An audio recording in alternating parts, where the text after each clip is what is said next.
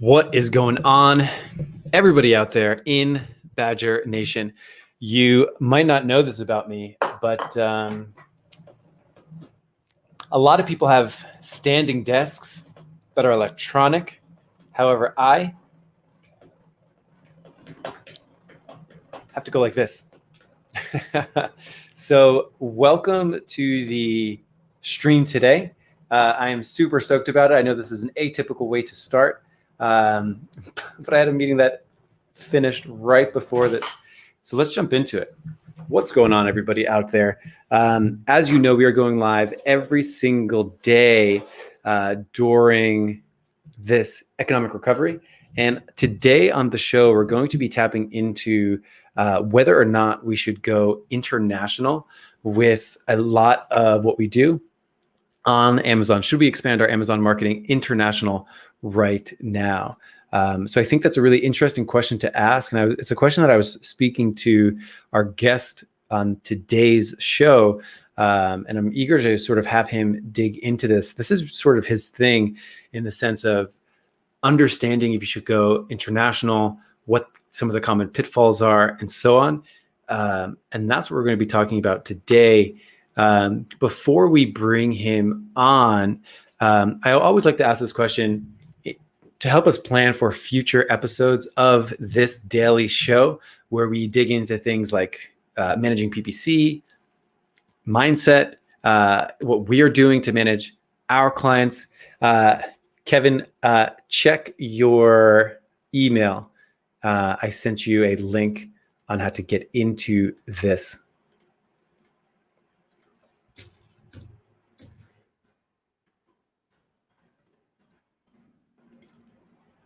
Okay, just emailing Kevin. StreamYard, just getting this all set up. So basically, like I mentioned, we have been going live every day since about early March. And the reason we are is so many things are happening so quickly. We wanted to have a way to share information quicker, sooner, and faster. And that is what this platform is. So let's actually bring on Kevin, because today we're going to be touching the topic, which was actually a podcast episode a couple of weeks ago, where we were talking about the pros, cons, should you do it, shouldn't you do it, what should you look out for actually expanding your Amazon internationally. Without further ado, let's bring Kevin on, because this is sort of his thing. All right, I'm excited to be here. Yes, what's up, Kevin? We are live. You like this? You like this studio? This is pretty neat. Love it. Yes. So I set you up, and sort of going international on Amazon, sort of your thing. Sort of, yeah. I kind of fell into it. It was one of those things where I started selling on Amazon about 5 years ago, dabbling in the world of retail arbitrage. Realized very quickly that was not my thing. A lot of just keep going back to the store and scanning stuff and looking at books and keep individual products selling, like 3 of them at a time or whatever. I was like, well, why don't I try something a little bit different and, do the private label? And quickly I got the itch to expand into other areas. And I thought, you know what, why don't I try, eBay and Etsy and all these different things. And I came to learn very quickly, I have to learn a new algorithm, a new set of rules, new set of customer expectations, new way of adding listings. Everything was different. And I was finding Amazon truly is a unicorn, and it's so unique. They just bring you the traffic. And once you kind of understand Amazon, you understand Amazon. So in addition to trying, applying and getting rejected to Sears.com and realizing that Wish was kind of a wish that I would actually get many sales on it and things of that nature, I realized, okay, people are buying similar products to mine in Canada, in the UK, in Germany. Why don't I just start selling them there? And so I started in Canada and then went to the UK because it's a little more challenging over there than it is in Canada, but not all that too challenging. And then, take the next leap of faith into Germany, because now it's a different language. And then, now I'm in eight countries other than the US on Amazon. Wow. Do you know all 8 countries off the top of your head? Yes. So it would be Canada, UK, Germany, France, Spain, Italy, Japan, and Australia, Wow. which is a horrible Australian accent. So I don't know, it's like a I bad don't know what that Romanian was. accent. Yeah. So one question that I know, because this is typically a 15, 20-minute show, what we do here every day, I want to get right into the meat of it. Sure. And my first question is now a good time, with all of this going on in the world, is now a good time to think about going international with Amazon? I would say yes. And some of it is for me, in that old adage of, best time to plant a tree was 20 years ago, second best time is now. So looking at it now, my sales are, because my products are non-essential. So my products have taken a big hit, especially in the US. So what used to be international sales would be a 30 to 35% bump on top of my US sales. Now it's depending on the day, it could be anywhere between 70 and 78% for the trailing month.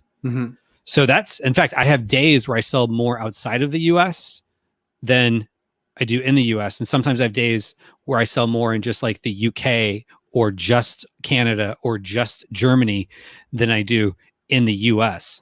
So I would say if I wasn't selling them, my business situation would be a lot different. So I know for people that maybe aren't there yet, going back to the second best time is now, because it's a way to diversify your revenue streams. Wow. That's right. So really my takeaway from that is, like, obviously what you just said, if you already had planted the tree months ago, you would have been reaping the fruit of it now, just like you are, where, right. That's wild to hear that, over the last, few months, you've had days that were bigger outside of the US as a whole, I imagine, not just an individual country. Well, sometimes in individual countries even. Get out. Yeah. Okay. So you have bigger days outside of the US than you did in the US. And one quick question. It's not like you have any, because a lot of times I'll meet people that, and, they live in China for half the year, or they live in Europe half the year. So they already have some roots there, but you were able to do this all from the US. Yes. So like if you looked at my passport, it would be a bunch of stamps from like going to places on a cruise ship, like the Bahamas or something like that. I'm not this big jet setting international guy. Yeah. So basically setting it up in the past obviously pays dividends now and will continue into the future. And if someone's watching this and they haven't set up yet, this is still, now is the second best day to do it, other than years ago. So that's actually really, really neat. I have some quick questions. Sure. Really quick. Fred asked, not Mexico? Yes. So Mexico is an interesting one. So Mexico is a little more challenging. I know a lot of people that have tried Mexico, and I hear very suspect results. Part of the challenge with Mexico is it's not as simple as some of the other countries where you just say, hey, here's a form. I'm filling it out. I'm using my US company. I'm registering for whatever their business number, VAT number, whatever it is in that country. In Mexico, you have to have what's called an RFC ID, which is their version of a tax identifier, like kind of like an EIN is here in the States. But you have to have a presence in Mexico. And so unless you have a partnership with a company in Mexico, it's hard to get that. So in order to get your goods across the border, you have to have the RFC ID. And freight forwarders seem to be very wary about sharing that, even when they have it. And even if you used UPS, it's not just UPS point A to point B. It might be like 3 to 4 different companies by the time it leaves from point A in the US to gets across the border and then gets to, let's say a warehouse in Mexico City for Amazon. It's really cool. And so I also hear return rates pretty high there. So I kind of shy it away from Mexico. It's pretty interesting. Want to get to one more question. Juanjo asked, and this comes up when a lot of people think about going international, taking their product, and it's interesting too, because when people start selling on Amazon, especially a lot of solopreneurs and even larger brands, they built it while in the US, thinking of US customers, and then when they think about going international, one big thing, just like you kind of mentioned with Mexico, is regulations, like, oh, I need to have a physical presence. Do I? Or, what's the paperwork going to look like? Mhm. Am I going to need an expensive $400 an hour lawyer to review all these things? So this question is, what sort of regulations, just in general, do you encounter on all those markets? And this is awesome, by the way. I'm super stoked that we're getting some questions. Yeah, this is good stuff. So, and these are great questions. So whenever you go into another marketplace, just know you are going into another country. So there are things you have to kind of, check off the boxes. But I think a lot of times people get very anxious about that. But if you think about this, you are actually helping, and this may sound crazy, you are helping solve world peace by going into these countries. There is a saying, where goods cross borders, armies do not. So there is a reciprocal relationship between Canada and the United States, between Japan and the United States, between the United States and Germany, all these different countries. They want both their citizens to have access to products, and they also want the tax base. So you sell products, chances are you're probably going to have to do some sort of sales tax in that country. And so that's helping their tax base. And you're helping their citizens. So when you go into, let's say, another country, you just have to register for whatever it is you have to register for. Make sure you check off the boxes. And then if you have a product that's either ingestible, or there could be some sort of safety issue like electronics, you probably want to explore a little bit more. But the nice thing is, Amazon, when you really look into it, like, they provide a lot of good information as far as like what you need to do. Like, if you have supplements can be a little bit more difficult, because we're very liberal in this country with what we allow with supplements. We start realizing in other countries it's a little more restrictive. But for the most part, if your product sells in the US and similar products are selling in the other country, it's worth trying. Interesting. So there you go. One question I always like to ask anytime I'm learning anything is common pitfalls. What do you wish you knew when you started that you know now? And what are some of those big sort of money sucks, time sucks, areas where you know that people make a lot of mistakes? What should people look out for when they start to go international? I think a lot of times people start thinking, oh, I'm going to do it different than what other people are doing. Or they start getting over their head with like going into Japan. Japan is not a starter market. Okay. Like, start with English speaking, unless you speak another language fluently and you can validate the translation. Okay. But start with English speaking. So if you think about, we'll say US and Canada, Australia, I'd say do later because it's kind of slow. But a lot of times people are excited about Australia because it's new. But start with Canada because it's more similar to the US than the UK is, and then go to the UK. But if you think about it this way, all these countries I just mentioned, Australia, Canada, and UK, they're all based on English common law, just as the United States is. So the way government flows is going to be very similar to what you're used to here in the States.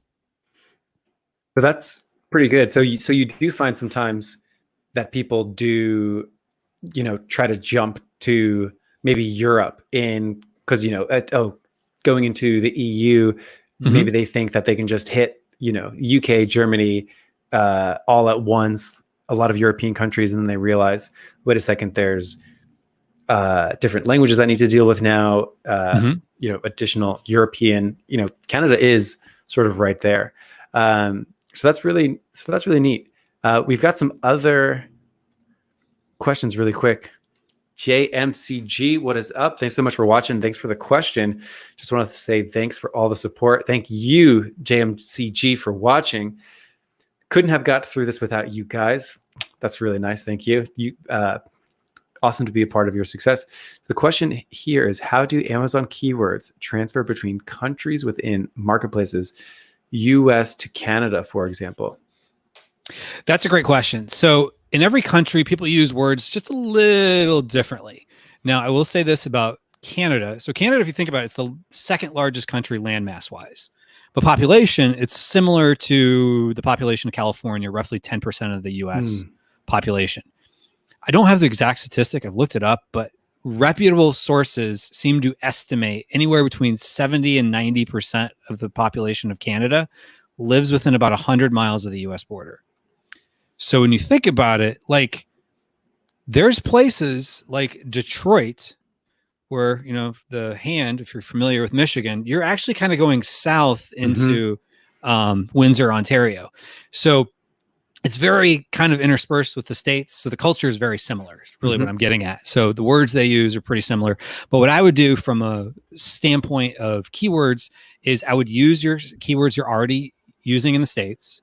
I wouldn't get too wrapped up in exact matches and exact match negatives just yet, because you can always tweak that, because you might find some keywords will convert better because you tend to have less competition outside of the US. And then of course start with auto campaigns. And then in the UK, they start using some different words more so that we use here relative to Canada, which is pretty similar, but UK, they start using some different words. But you can always start harvesting keywords, use the same keywords you're using now, harvest new ones. Right. And you can always use reverse ASIN tools to start adding in some of the keywords that you might not have thought of. Like, oh, they use different terms for sometimes the same things than you would have ever thought of. And you'll only know that when you start testing it. Right. Calling a trash can a rubbish bin, for example. Right. Exactly. Exactly. Like rubbish bin might not work here in the States, but it might work there, and auto campaign might help you with that. Right on. So that's really neat. I think, hold on. I knew Bobby was going to comment this. So Bobby works here. I've worked with Bobby for maybe 6 years at this point. We worked together. He is a super proud Michiganite. And when you were talking about Michigan and you did the hand, right, I knew that he was going to say something. So that is awesome to hear. Yes. So my wife, I married into Michigan, I guess I could say. So my wife is from Dearborn, which is just outside of Detroit. And everyone you talk to, I started noticing when they start bringing up their hand, unless they're in the UP, one way or the other. But, yeah. So that's cool. So Fred had a follow-up question. Resources for what boxes need to be checked seem to be spread all over, particularly in regards to taxes. Is there a central resource you can recommend? Fred, I know that if I had questions about this, I would go to Kevin. So I don't know. This seems like a pretty involved question. I don't know. How do you want to answer this, Kevin? Yeah, actually, as we record this, it is Wednesday. April 29th. That's the days are starting to bleed together and all this. It is. But February, I saw this joke that was like, January has 31 days. February was a leap year. March had 312 days. And April felt like an eternity. Just things like that. Everyone's staying home. But so yes, as of April 29th, 2020, you were saying. Yeah, I'm hosting a live training where I'll go through all this. And if you sign up for the live training, I'll give you a checklist where I'll walk you through all of it as well. So if you go to, I'm just going to put it in the comments here. Yeah. So it's maximizingecommerce.com/Michael-Erickson. I know it's kind of a handful to say verbally. There you go. But it's in the chat.